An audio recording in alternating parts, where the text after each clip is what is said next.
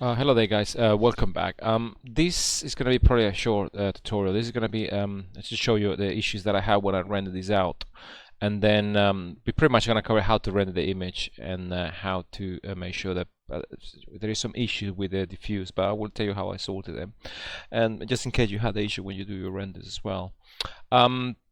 Just remember for this module, the compositing, you need to have some sort of 3D element in your matte painting. So it could be a flag, it could be a castle, it could be something, a rock in the background or something. But if you need something to be rendered, this is the way to do it.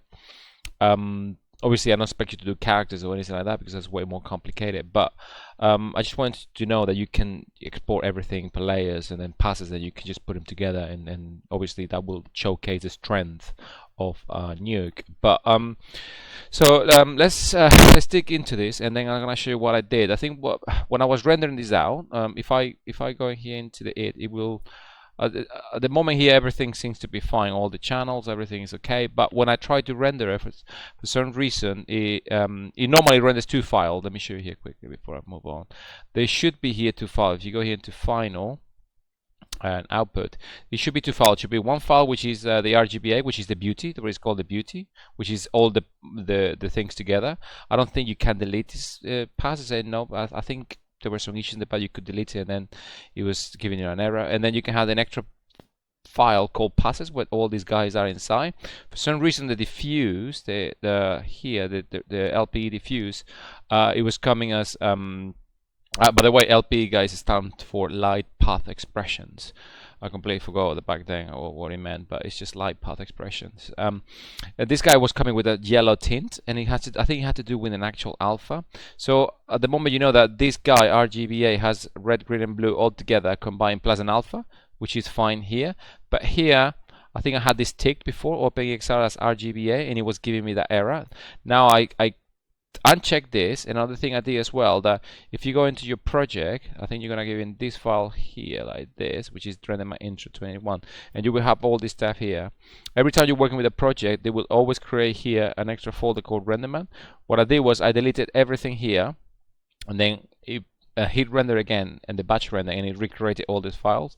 Do you remember when I told you at the beginning they have an error here saying that why you don't have a text file? That every single texture that you have created, I think it's here, you see every texture that you're using within the shader, it will automatically convert it into a text file. So this text file is the proprietary text file format that RenderMan uses. So that's why you have this stuff in here. So the conversion is done for you automatically, and the connection is done within the rendering time. So when you hit the button render. So I did was I went here and I delete everything. I save, I open again, and then it recreate all this stuff again, and then it gave me the files with proper stuff, with a proper channel. So we go here and it goes in images, and it's here they give you the LPA test, which is the RGBA, and this is the passes one. So if I open Nuke here, you will get these two files. So what I did was I went here, went into the images, and you can just click here and drag, and then you have the two files. So this one here is what is called the beauty pass, which is all the channels. So you got red, green, and blue, and you go alpha. That's it. You press A again, you go alpha, A, then going back, go to the old colors. And now this guy here appears black, and that's because there is nothing in the actual beauty RGBA here, you see. But all the layers are here. So if you go here into RGBA, you go the alpha, which is black, like I said. You go the depth, which is the set pass. At the moment, I think if you knock this down, you can see it. And I think you have to go here and then knock down this pretty dramatically to, like, you can see it here. So pretty much somewhere around here. There you go. So you can see it's in the red channel because it's a single channel. So you got red, green, and blue. That's fine. And the thing is, you can see this jacketed here thing is because it's being unpre-multiply. Okay, and I'm gonna explain to you what it means multiplication and pre-multiplication inside Nuke. Now I had to give you some example because it is quite important. It's pretty much the base of everything inside here when it comes to compositing images. Okay, so you have this, and then you have let me knock this down so you cannot see it, but you can see here, if you see the red part here, you can see as you go along from, like what I showed you before, from 70 all the way down, and then all the way to INF, which is infinity. So that's the maximum number that float can store. So here, because it's no background, so it goes all the way to infinity. So here you can see that the closer it gets to your camera, the shorter the number is, which means that it's a unit from the camera. Okay, so we have depth, we have matte ID, red, green, and blue. You remember, red, green, blue.